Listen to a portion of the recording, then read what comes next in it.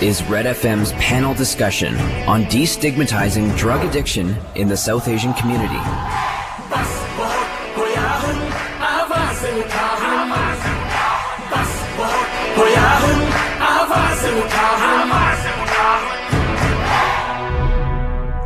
Red F M सुनने वाले और रेड एफ एम देखने वाले सारे ਸਰੋਤਿਆਂ ਦਾ ਮੈਂ ਸਮੀਰ ਕੌਸ਼ਲ ਨਿੱਘਾ ਸਵਾਗਤ ਕਰਦਾ ਹਾਂ। ਇਸ ਵੇਲੇ ਅਸੀਂ ਰੈਡ ਐਫ ਐਮ ਦੇ ਇਸ ਨਵੇਂ ਸਟੂਡੀਓਜ਼ ਦੇ ਵਿੱਚ ਅਸੀਂ ਇੱਕ ਪੈਨਲ ਡਿਸਕਸ਼ਨ ਜਿਹੜੀ ਕਰਨ ਜਾ ਰਹੇ ਹਾਂ। ਪਿਛਲੇ ਕਈ ਦਿਨਾਂ ਤੋਂ ਅਸੀਂ ਇਹਦੀ ਐਡਵਰਟਾਈਜ਼ਮੈਂਟ ਵੀ ਕਰ ਰਹੇ ਸੀ ਕਿ ਡੀਸਟਿਗਮੈਟਾਈਜੇਸ਼ਨ ਜਿਹੜਾ ਇੱਕ ਕਲੰਕ ਸਮਝਿਆ ਜਾ ਰਿਹਾ ਹੈ, ਓਵਰਡੋਜ਼ ਜਿਹੜੇ ਲੋਕ ਨਸ਼ੇ ਦੇ ਇਸ ਦਲਦਲ ਦੇ ਵਿੱਚ ਫਸੇ ਹੋਏ ਨੇ, ਉਹ ਲੋਕ ਉਹਦੇ ਤੋਂ ਬਾਹਰ ਆਉਣਾ ਚਾਹੁੰਦੇ ਨੇ, ਪਰ ਉਹਨਾਂ ਦੇ ਕੋਲ ਕੋਈ ਜ਼ਰੀਆ ਨਹੀਂ ਹੈ ਬਾਹਰ ਆਉਣ ਨੂੰ। ਸ਼ਰਮ ਕਰਦੇ ਨੇ ਇਸ ਗੱਲ ਦੀ ਕਿ ਕਿਸ ਤਰੀਕੇ ਨਾਲ ਅਸੀਂ ਬਾਹਰ ਆਈਏ, ਕਿਸ ਤਰੀਕੇ ਨਾਲ ਲੋਕਾਂ ਨੂੰ ਦੱਸੀਏ। ਹਾਲਾਂਕਿ ਸਰਕਾਰ ਵੱਲੋਂ ਕਾਫੀ ਕੋਸ਼ਿਸ਼ਾਂ ਕੀਤੀਆਂ ਜਾ ਰਹੀਆਂ ਨੇ, ਪਰ ਰੈਡ ਐਫ ਐਮ ਵੱਲੋਂ ਇਹ ਉਪਰਾਲਾ ਉਦੋਂ ਕੀਤਾ ਗਿਆ ਜਦੋਂ ਇਸੇ ਸਾਲ ਜੂਨ ਦੇ ਮਹੀਨੇ ਦੇ ਵਿੱਚ ਫਰੇਜ਼ਰ ਹੈਲਥ ਵੱਲੋਂ ਇੱਕ ਰਿਪੋਰਟ ਜਿਹੜੀ ਹੈ ਉਹ ਪੇਸ਼ ਕੀਤੀ ਗਈ, ਜਿਹਦੇ ਵਿੱਚ ਇਹ ਦੱਸਿਆ ਗਿਆ ਸੀ ਕਿ ਫਰੇਜ਼ਰ ਹੈਲਥ ਰੀਜਨ ਦੇ ਅਧੀਨ ਬਰਨਬੀ ਤੋਂ ਬੋਸਟਨ ਬਾਰ ਤੇ ਫਿਰ ਵਾਈਟ ਰੌਕ ਤੱਕ ਆਉਂਦਾ ਜਿਹੜਾ ਰੀਜਨ ਹੈ, ਇਹ 'ਚ 1.8 ਮਿਲੀਅਨ ਲੋਕਾਂ ਦਾ ਇਹ ਘਰ ਹੈ। ਔਰ ਪੂਰੇ ਬ੍ਰਿਟਿਸ਼ ਕੋਲੰਬੀਆ ਦੀ ਜਿਹੜੀ ਆਬਾਦੀ ਹੈ ਉਹਦੇ ਵਿੱਚ ਸਾਊਥ ਏਸ਼ੀਅਨ ਮੂਲ ਦੇ ਲੋਕਾਂ ਦੀ ਜਿਹੜੀ ਆਬਾਦੀ ਹੈ ਉਹ 75% ਦੀ ਹੈ। ਔਰ ਇਹ ਸਾਰੀ ਫਰੇਜ਼ਰ ਹੈਲਥ ਰੀਜਨ ਦੇ ਵਿੱਚ ਜਿਹੜੀ 75% ਆਬਾਦੀ ਹੈ ਉਹ ਰਹਿੰਦੀ ਹੈ, ਜਿਹਦੀ ਕੁੱਲ ਆਬਾਦੀ ਦੇ ਹਰ 6 ਲੋਕਾਂ ਦੇ ਵਿੱਚੋਂ ਇੱਕ ਵਿਅਕਤੀ ਜਿਹੜਾ ਉਹ ਸਾਊਥ ਏਸ਼ੀਅਨ ਮੂਲ ਦਾ। ਔਰ ਇਹਦੇ ਵਿੱਚ ਸਰੀ ਦੇ ਵਿੱਚ ਇਹ ਜਿਹੜੀ ਸਾਊਥ ਏਸ਼ੀਅਨ ਮੂਲ ਦੀ ਆਬਾਦੀ ਹੈ ਉਹ 33% ਦੀ ਹੈ, ਐਬਟਸਫੋਰਡ ਦੇ ਵਿੱਚ 25% ਦੀ ਹੈ ਔਰ ਡੈਲਟਾ ਦੇ ਵਿੱਚ ਇਹ 20% ਦੀ ਹੈ। ਹੁਣ ਇਸ ਰਿਪੋਰਟ ਨੂੰ ਕਿਉਂ ਪੇਸ਼ ਕੀਤਾ ਗਿਆ, ਇਸ ਰਿਪੋਰਟ ਦਾ ਸੰਦਰਭ ਕੀ ਸੀ, ਕੰਟੈਕਸਟ ਕੀ ਸੀ? ਉਹ ਇਹ ਸੀ ਕਿ ਸਾਲ 2017 ਦੇ ਵਿੱਚ ਫਰੇਜ਼ਰ ਹੈਲਥ ਰੀਜਨ ਵਿੱਚ ਸਰੀ ਕਮਿਊਨਿਟੀ ਐਕਸ਼ਨ ਟੀਮ ਵੱਲੋਂ ਇਸ ਗੱਲ ਦਾ ਪਤਾ ਲਗਾਇਆ ਗਿਆ ਕਿ ਸਾਊਥ ਏਸ਼ੀਅਨ ਮੂਲ ਦੇ ਬੰਦੇ, ਸਾਊਥ ਏਸ਼ੀਅਨ ਮੈਨ, ਉਹ ਓਵਰਡੋਜ਼ ਦੇ ਸ਼ਿਕਾਰ ਹੋ ਰਹੇ ਨੇ ਔਰ ਬੜੀ ਤੇਜ਼ ਗਿਣਤੀ ਦੇ ਨਾਲ ਹੋ ਰਹੇ ਨੇ। ਔਰ ਉਹਨਾਂ ਦੇ ਵਿੱਚੋਂ ਜ਼ਿਆਦਾਤਰ ਛੋਟੀ ਉਮਰ ਦੇ ਬੱਚੇ ਨੇ, ਛੋਟੀ ਉਮਰ ਦੇ ਨੌਜਵਾਨ ਨੇ। ਹਾਲਾਂਕਿ ਜ਼ਿਆਦਾਤਰ ਅਧਿਕਾਰਿਕ ਜਿਹੜੀਆਂ ਰਿਪੋਰਟਸ ਨੇ, ਐਡਮਿਨਿਸਟ੍ਰੇਟਿਵ ਰਿਪੋਰਟਸ ਨੇ, ਉਹਨਾਂ ਦੇ ਵਿੱਚ ਐਥਨਿਸਿਟੀਜ਼ ਦੀ ਜਿਹੜੀ ਜਾਣਕਾਰੀ ਹੈ ਇਹਨੂੰ ਪਬਲਿਕ ਨਹੀਂ ਕੀਤਾ ਜਾਂਦਾ, ਇਹਦੇ ਬਾਰੇ ਨਹੀਂ ਦੱਸਿਆ ਜਾਂਦਾ।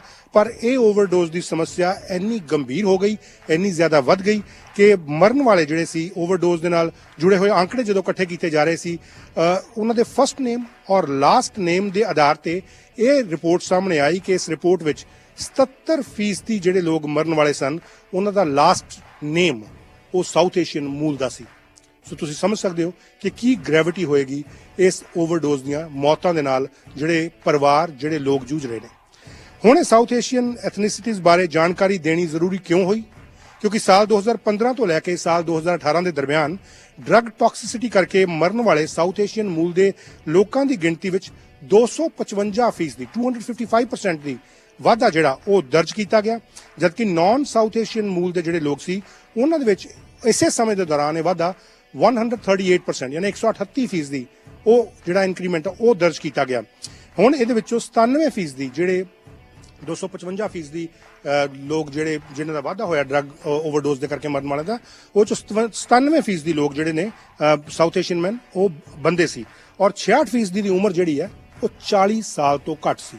ਸੋ ਇਹ ਨਹੀਂ ਕਿ ਵੱਡੀ ਉਮਰ ਵਾਲਿਆਂ 'ਚ ਮਰੇ, 40 ਸਾਲ ਤੋਂ ਘੱਟ ਉਮਰ ਦੇ 66% ਦੀ ਲੋਕਾਂ ਦੀ ਮੌਤ ਇਸ ਡਰੱਗ ਓਵਰਡੋਜ਼ ਦੇ ਕਰਕੇ ਹੋਈ। ਔਰ ਇਹੀ ਗੱਲ ਰੈਡ ਐਫ ਐਮ ਨੂੰ ਚੁਭੀ, ਰੈਡ ਐਫ ਐਮ ਨੂੰ ਇਹ ਲੱਗੀ ਕਿ ਸਾਊਥ ਏਸ਼ੀਅਨ ਐਥਨਿਸਿਟੀ ਦਾ ਇਹਦੇ ਵਿੱਚ ਨਾਂ ਆਇਆ। ਔਰ ਨਾ ਸਿਰਫ ਇਹ ਕਿ ਅਸੀਂ ਸਿਰਫ ਸਾਊਥ ਏਸ਼ੀਅਨ ਐਥਨਿਸਿਟੀਜ਼ ਵਾਸਤੇ ਖੜੇ ਹਾਂ, ਅਸੀਂ ਹਰ ਉਸ ਸ਼ਖਸ ਵਾਸਤੇ ਖੜੇ ਹਾਂ ਜੋ ਕੈਨੇਡੀਅਨ ਹੈ, ਜੋ ਬ੍ਰਿਟਿਸ਼ ਕੋਲੰਬੀਅਨ ਹੈ, ਜੋ ਸਰੀ ਦਾ ਨਿਵਾਸੀ ਹੈ, ਜੋ ਡੈਲਟਾ ਦਾ ਨਿਵਾਸੀ ਹੈ। ਸਰੀ ਨੇ ਜਿਹੜਾ ਰੈਡ ਐਫ ਐਮ ਹੈ ਉਹ ਹਮੇਸ਼ਾ ਕਮਿਊਨਿਟੀ ਰੇਡੀਓ ਔਰ ਕਮਿਊਨਿਟੀ ਦੇ ਨਾਲ ਖੜਾ ਹੋਇਆ।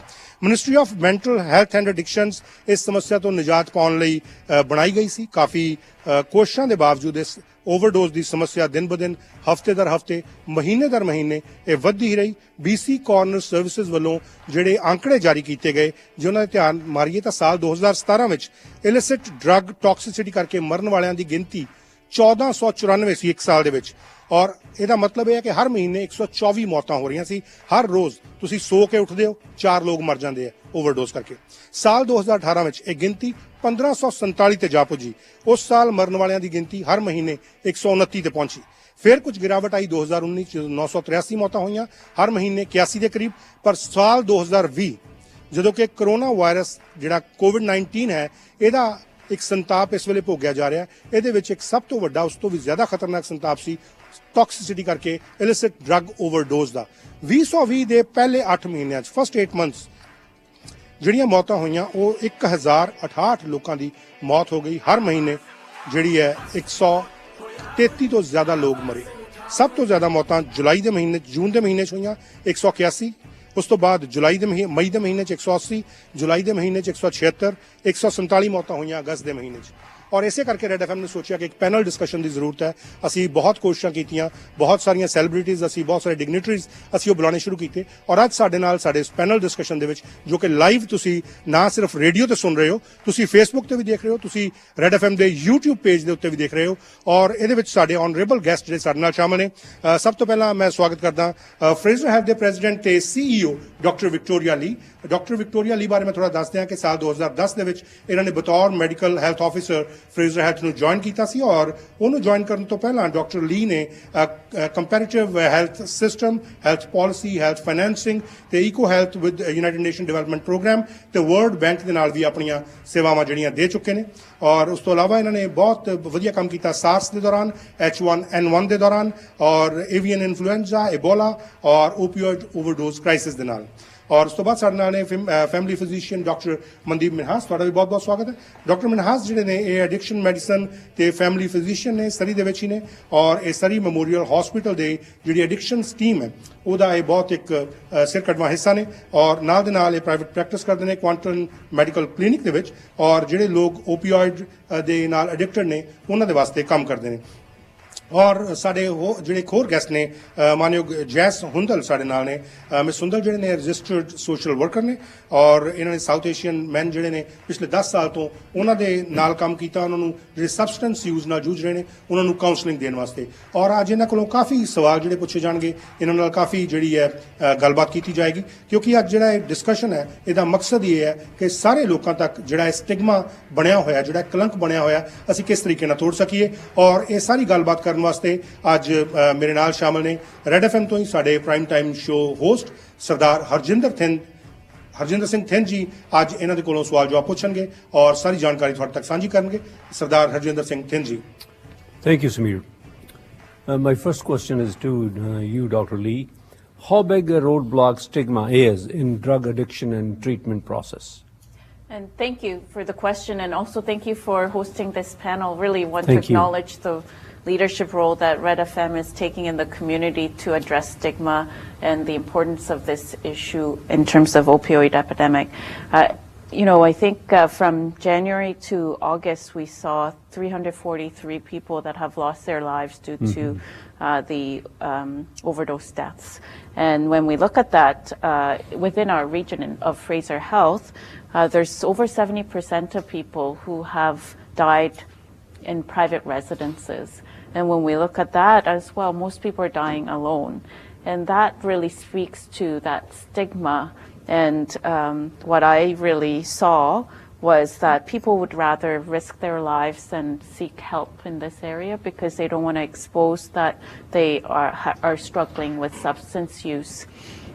If I may just share a short a story that I heard from a mom who shared with me that she had 2 children, and very unfortunately one had cancer and the other had the other one was struggling with substance use. And she said that although both of the paths were very challenging, the stigma and the blame with substance use and the child that was struggling through that whole journey was so much more difficult because of that. So it's a huge and I think a fundamental issue that we need to address together. My second question to you is, Dr. Minhas, do you think this stigma is preventing people from getting treatment?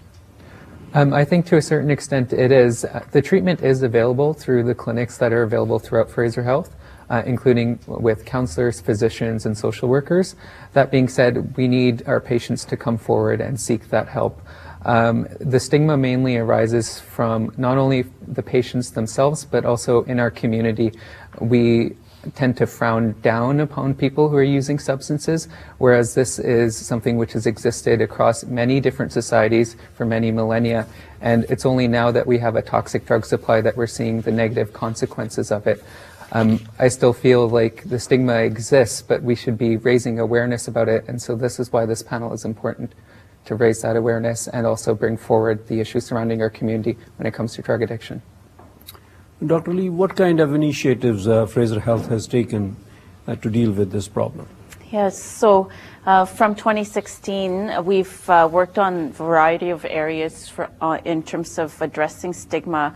And part of it was internal, looking at internally. We have about 40,000 people that either volunteer or work in our own area. So there's sometimes stigma within healthcare providers and people that work in our setting about substance use and mental health as well. So we worked on internal campaigns. We worked externally on campaigns that look at compassion, decreasing stigma. There was a lot of work with the provincial government as well in this area. So I think another important part has been engaging with community partners, such as yourself, and community organizations. We've really tried to engage with those with lived experiences to share with us what their journeys have been like and how we can improve their experience, whether they're in the harm reduction or treatment or other phases, and how can we make getting help the least amount of problem, because sometimes that navigation can be difficult. So lots of work around the whole area of substance use and opioid and the toxic drug supply. Dr. Minhas, since you have worked in this field, so what do you think we can do, more can be done to remove this stigma? I think we need to work with our community leaders to also help bring people forward out of the shadows and out of those private residences and connect them to treatment.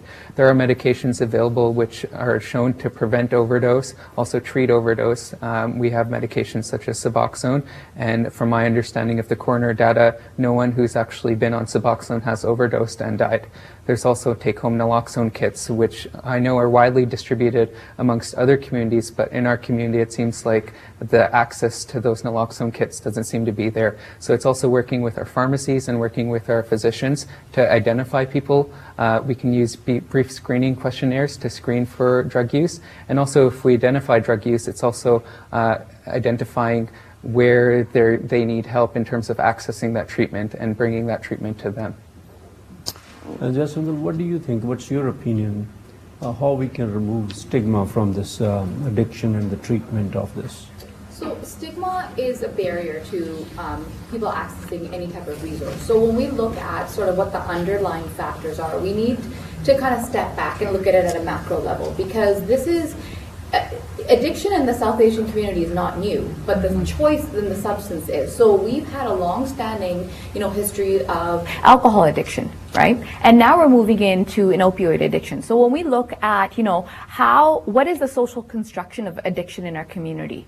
If we look at South Asian culture, it is a very strong, tight-knit culture that is deemed collectivist. So your identity, your image, everything about being South Asian, having that tainted or labeled as an addict, it sort of looks at it, people can sort of look at it as like, once I'm labeled an addict, I'll always be an addict. Or if somebody finds out about this, like that's it. My reputation, my parents' reputation, my ancestors' reputation, everything is kind of just goes down the drain.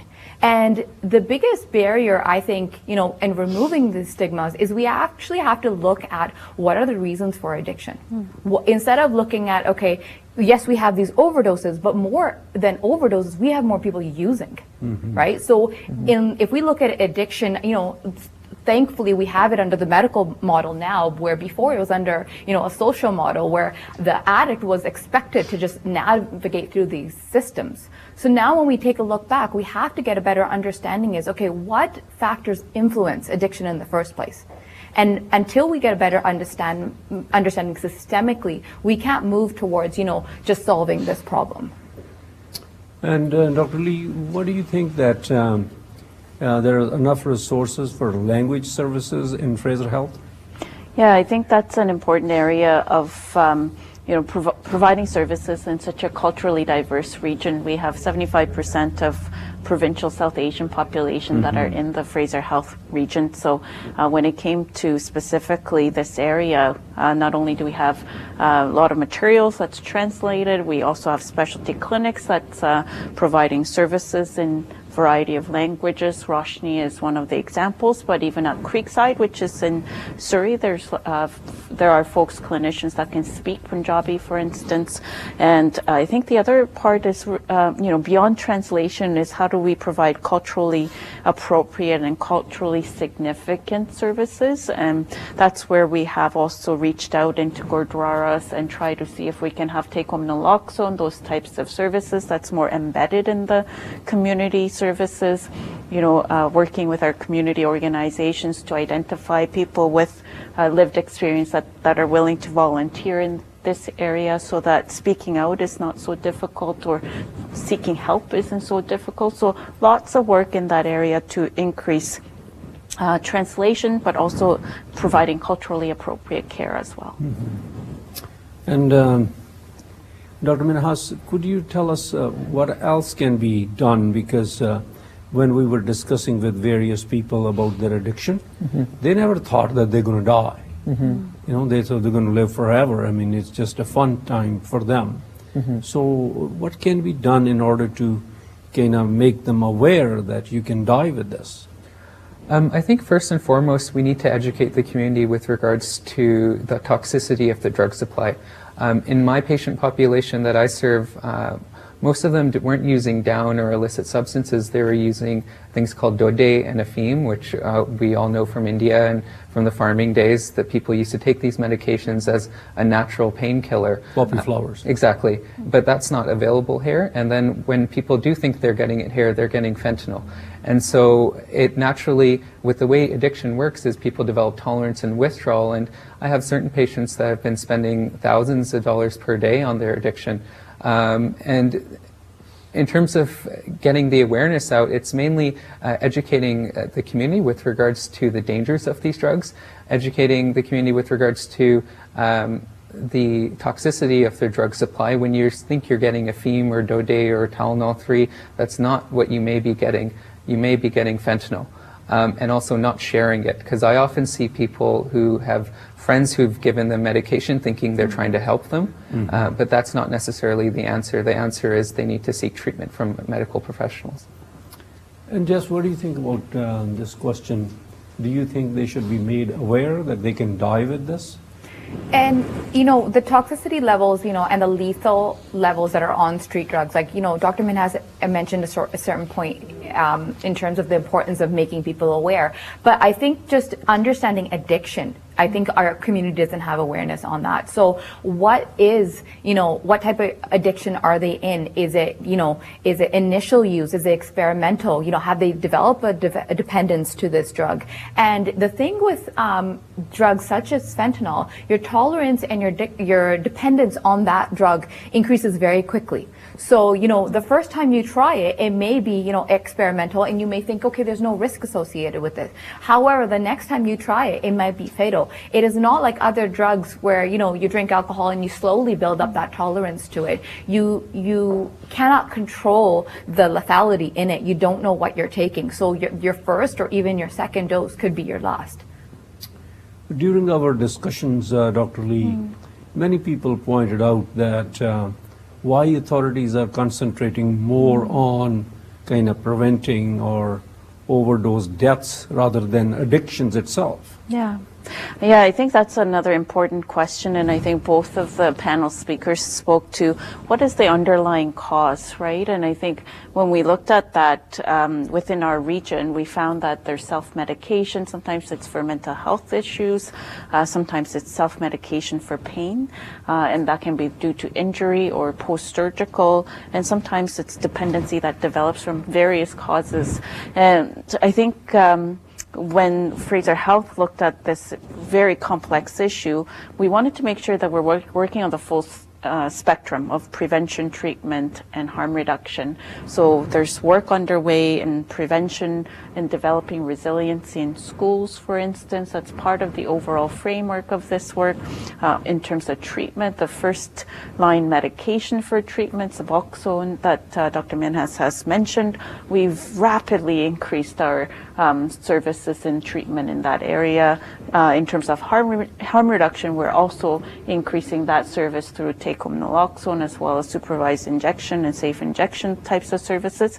Sometimes the harm reduction part gets a lot of attention, but we actually put majority of our resources in the treatment side. So I think sometimes there's a lot of public attention in that area, but we really need to work across all of these areas to address all of the underlying causes as well. And communication and partnering with community organization, I think, is especially important, especially given the South Asian cultural factors that's been mentioned as well.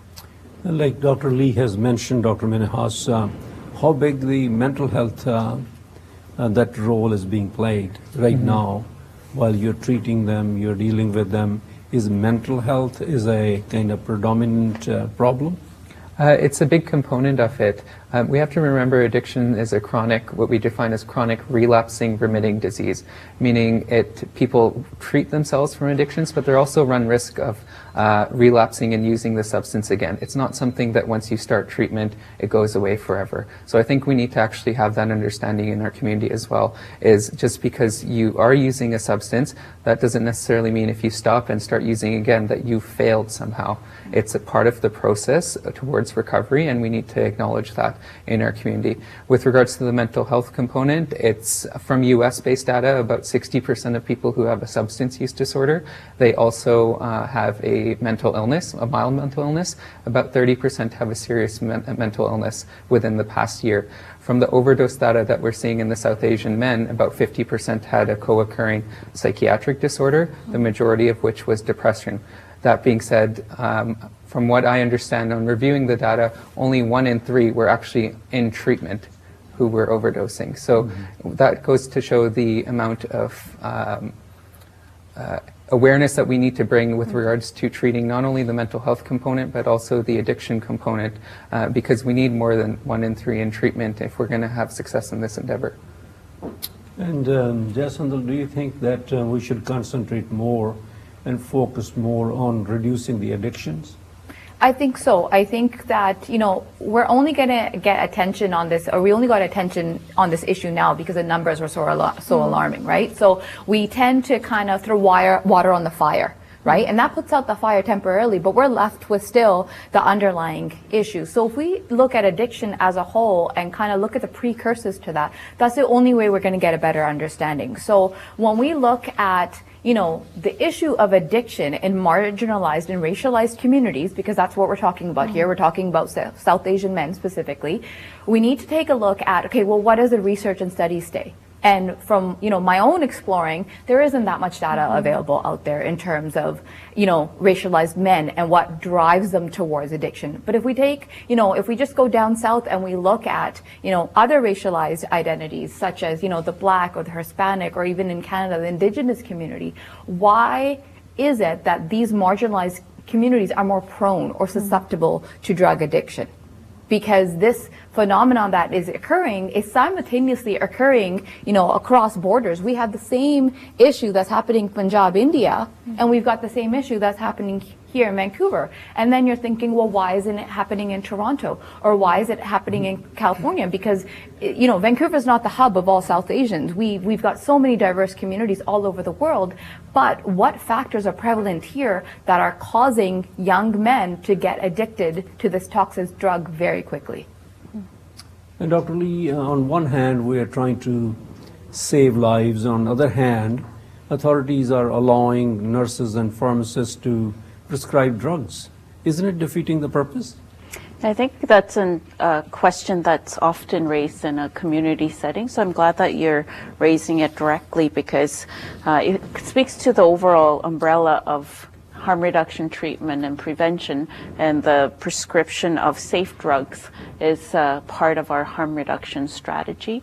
We need to keep people alive to be able to treat them, and I think sometimes that gets missed in translation. And really the fact is, the reason that people are dying is because of the toxic drug supply, and how to actually address that is to ensure that we can provide them with currently people that are unable to go into treatment enough time or support to be able to ensure that we can treat them or we can maintain them in different services, whatever it is.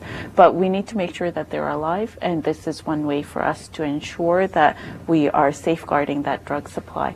Now, I think one thing that I wanted to add on to what Dr. Minhas has mentioned is around treatment.